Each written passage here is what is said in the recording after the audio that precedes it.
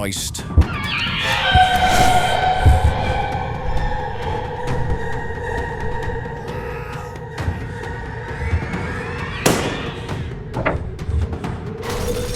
Damn it.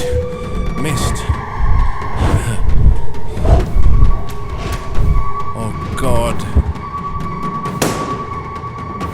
No.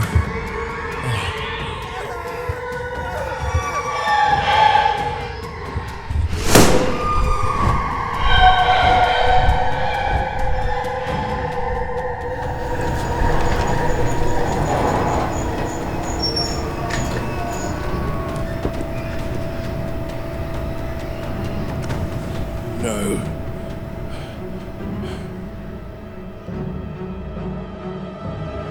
His name was Mendez, maintenance tech.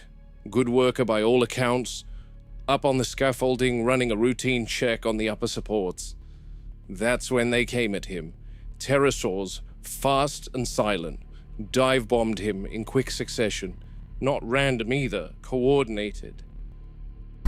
Knocked him down some 50, 60 feet onto the boulders below. By the time anyone got to him, it was already over. That's the danger with aerial predators. No warning, no perimeter, no safe ground.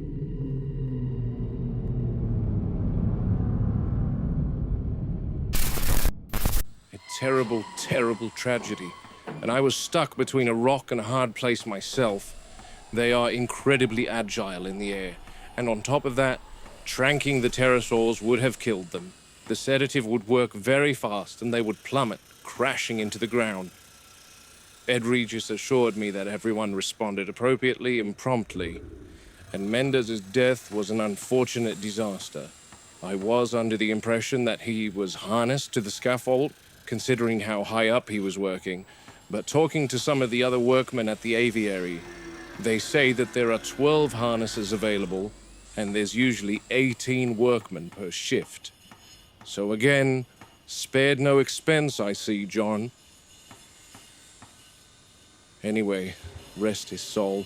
I'm back here in what we call the roost, backbone of the aviary.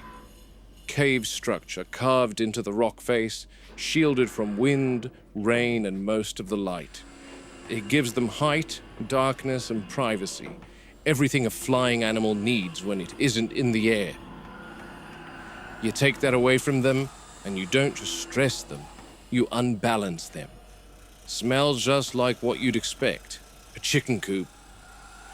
We've got 4 animals in the aviary at the moment. Pterodactyls, Cretaceous, long skulls, narrow jaws, those forward-projecting teeth like a fish trap built for skimming water, snapping up anything near the surface. Efficient, precise. They're not brute force predators, they're specialists. Everything about them is tuned for motion and timing. On paper, they're fish eaters. In practice, they're something else entirely. They roost together, but not peacefully. There's a constant tension in here. Posturing, spacing, low calls you can feel more than hear. They tolerate one another because the structure forces proximity, not because they're social. You watch them long enough, you'll see it. Little boundary disputes, shifts in position, one displacing another from a ledge. Territorial instincts never really switch off. And we're planning to add 2 more. 6 animals in a confined airspace, all competing for height, nesting spots, feeding access. And that's just the start. I'm told there are discussions about bringing in other species from Site B. Dimorphodon, Pteranodon, mixing them, different sizes, different temperaments, different feeding strategies. That's not a collection. That's an experiment, and not a controlled one.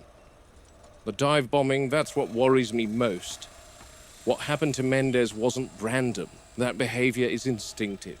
In the wild, they use it to strike fish, rapid descent, precision impact, disorient the prey, and recover before the water takes them. It's a calculated maneuver, efficient, repeatable. You put a man on scaffolding, suspend him in open space, and suddenly he fits the profile. The roost is supposed to be their refuge, A place to withdraw, to settle, to build nests, and they do build them. Every one of them. Twigs, debris, some of them steal the workman's tools, whatever they can gather. There are no eggs, no reproductive cycle driving it, not in the way we'd expect, but the behavior persists. Instinct doesn't need a purpose to exist.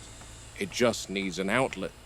And we're asking them to do all of this, roost, nest, establish territory, while men are still working inside the aviary. That's the part I cannot reconcile for the life of me. Hammond wants the attraction ready because he's compiling a list of people he wants to sign off on the park sometime next year. Wu wants the animals acclimatized. So they bring them in early, let them settle while construction continues. On paper, apparently, it saves time. In reality, it creates conflict and accumulates in death. You can't confine them to the roost while the work's ongoing. Not these animals. They're too large, too active. They need airspace. So they're out there flying circles, watching everything that moves, learning the routines of the men below them. And someone, somewhere, decided that because they eat fish, they wouldn't pose a threat. That's the flaw. That's always the flaw. Diet doesn't define behavior. It informs it, yes, but it doesn't limit it. You don't take a wild animal and reduce it to a feeding category and expect it to behave accordingly. Herbivores kill people just as much as carnivores. These are engineered creatures, built from fragments of something we barely understand, placed into an environment that only approximates what they were. And then we assume we know how they'll act? Wu can splice genes, alter physiology, tweak structure down to the molecular level, but behavior isn't something you can dial in like a setting. It's shaped by instinct, by environment, by experience, nature and nurture working together whether you like it or not. You get one wrong, the other compensates. I've seen it before. Back in Kenya, we came across a hyena den after a drought season. Most of the pack had moved on or died off. What was left was one pup, barely alive. We brought it back, nursed it, raised it alongside the dogs at the reserve. And it grew up just like them. Followed commands, sought human contact, slept by the fire. You'd swear it was just another domestic animal if you didn't know better. But every now and then, something would surface. A look, a reaction to a sound, a moment where instinct pushed through everything we'd given it. That's the thing about animals. You can shape them, you can guide them, but you can never fully erase what they are. And out here, we're not just dealing with what they are, we're dealing with what we've made them into without fully understanding the difference. And that's the other danger with cloning. You're not recreating something known. You're guessing at a living system and hoping it behaves the way you expect. Every time we guess wrong out here, it's not a theory that fails. It's a person who pays for it.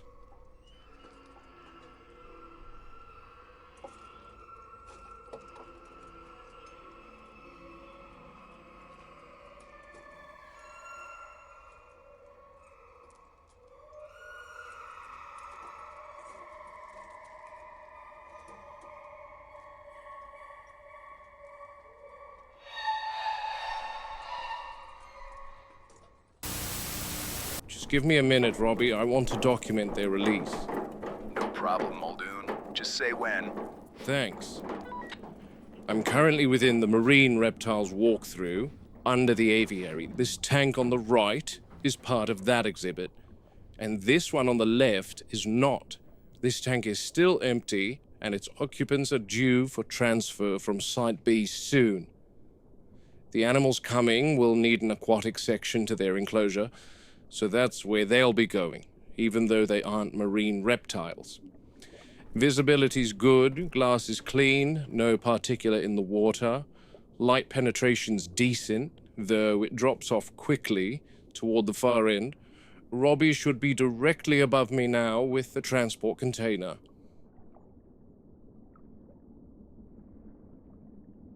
There we are, just at the surface. Water temperature is being held within a very narrow range, 22 to 24 degrees Celsius. That's deliberate. Animals like these rely heavily on ambient temperature to regulate their internal processes.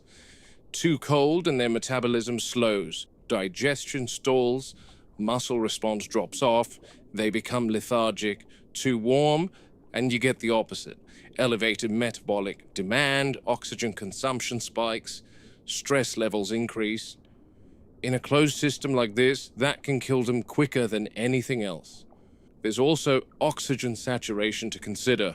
Warmer water holds less dissolved oxygen. So if the temperature drifts too high, you're not just stressing them, you're literally suffocating them, slowly without realizing it.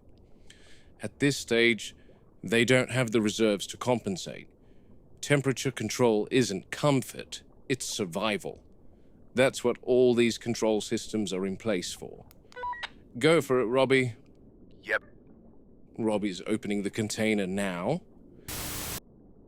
There we go. 3 juvenile plesiosaurs, roughly a meter in length, still very young. At this stage, they're vulnerable, not just to each other, but to the environment itself. Flipper's engaging immediately. No disorientation, that's what we like to see. Already grouping. They're staying mid-water, orienting themselves. That third one is a little zippy. That's the acclimatization phase. They're mapping the space. Depth, boundaries, light gradients, every movement is information. No signs of distress, no surface gasping. It's interesting they're circling together.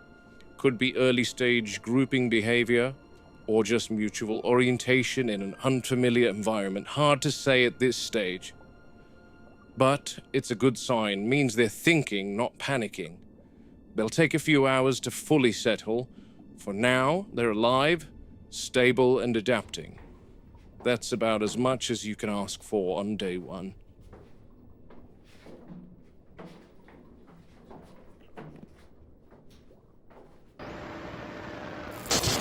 Look, it's gone offline. That's the aviary grid gone. Whole sector just dropped off. You're joking. Nope. Power lost along the jungle river line. Looks like a localized failure, though. How localized? Just the aviary and a branch into sauropod swamp. Everything else is still holding. The raptor fences aren't out, are they? No, probably a lightning strike, downed relay, something along the river run. And the aviary fence? No current. It's dead until I reroute auxiliary power. How long will that take? A couple minutes, assuming the backup holds. That's a couple minutes too long. I'm already cycling it through, Muldoon. Keep it moving. I want that grid live again before anything decides to test it. I'm heading over to the aviary before it starts raining. Which sent the power out across the aviary. Grid's gone quiet, and that's not something I like hearing from a place like this. These enclosures are designed with layers. Redundancy, fail-safes, deterrence. Take the current out of it, even for a few minutes, and suddenly you're relying on steel and hope. Storm must have hit something upstream, lightning strike most likely. You can smell it in the air. Burnt insulation somewhere. Whatever it was, it's taken the fence with it. That changes things. Animals like these, they don't need long. A lapse like this, even a short one, it's enough for them to test boundaries, see what's changed, see what's no longer stopping them. And I'm fearful about those teeth chewing on the wires while the power's dead. That's why I've got this. Shock prod, 3,000 volts, enough to keep the birds away while Ray works on restoring the power. Muldoon, you've reached the aviary? I'm at the roost now, no hum from the fence, no charge, just dead metal. That's not good. Okay, working on it. See them roosting? I don't want to use my torch if I don't have to, because I don't want to startle them. They are crepuscular animals, meaning they aren't technically nocturnal, but they are active during periods of low light, dawn or dusk, which coincides with their chosen prey settling as the light fades. So they aren't exactly sleeping yet, more just huddled together during a storm and alert. Crepuscular, but opportunistic. The roost should be a place of rest, shelter, but right now, it looks more like a gallery of gargoyles. Ray? Muldoon, we're seeing outages across multiple sectors. Just need a little bit more time. I'm routing auxiliary power now, but it's not instant. Gonna take a few minutes to bring the aviary sector back online. How long? Couple minutes, maybe 3. Systems have to cycle. Stand by, Muldoon. Speed it up, Ray. I'm not keen on standing next to an unpowered aviary in a storm. Understood. Power's rerouting now. You should see partial restoration any moment now. Full charge shortly after. Oh, we lost something. Christ. Back up. Go on, get back. Okay, something's back online. There's still a few. Needs manual restart. I can't get that done from control. Looks fine to me, Ray. I can see the fence lights are on. That's indicating system ready. There's an electrical substation near the aviary. I can talk you through it. You're going to have to. This is not my area of expertise. Don't worry, it's easy. Where's the substation? Turn left. You'll see a path. Follow the path.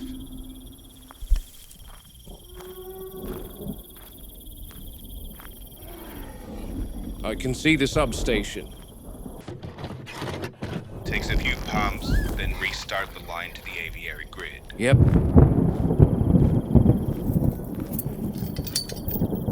Hey, is this fuse box supposed to be open? I can smell burnt meat. Oh, God.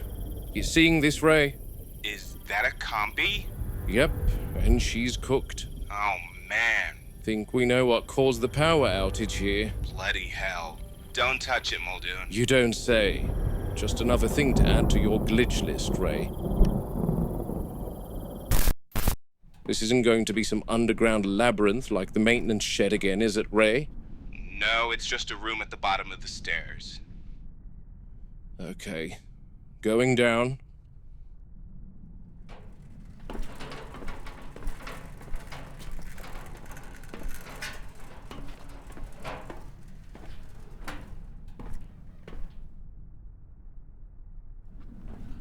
Quick check beneath the stairs. All clear.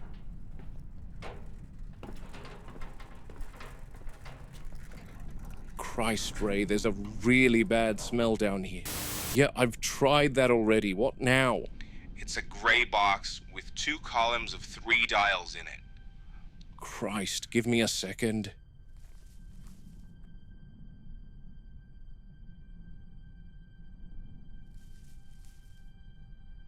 I think I've found the one. Okay, those are the primer dials. Start with the top one and then... Oh, I've got one of the surveillance cams back online. I can see you. I didn't even realize there was a cam down there. Marvelous. Now tell me what I'm supposed to be doing, because that smell is bloody overpowering. Yep, turn the top dial to the bottom position first. That isolates the main feed. We don't want a surge when auxiliary power kicks in.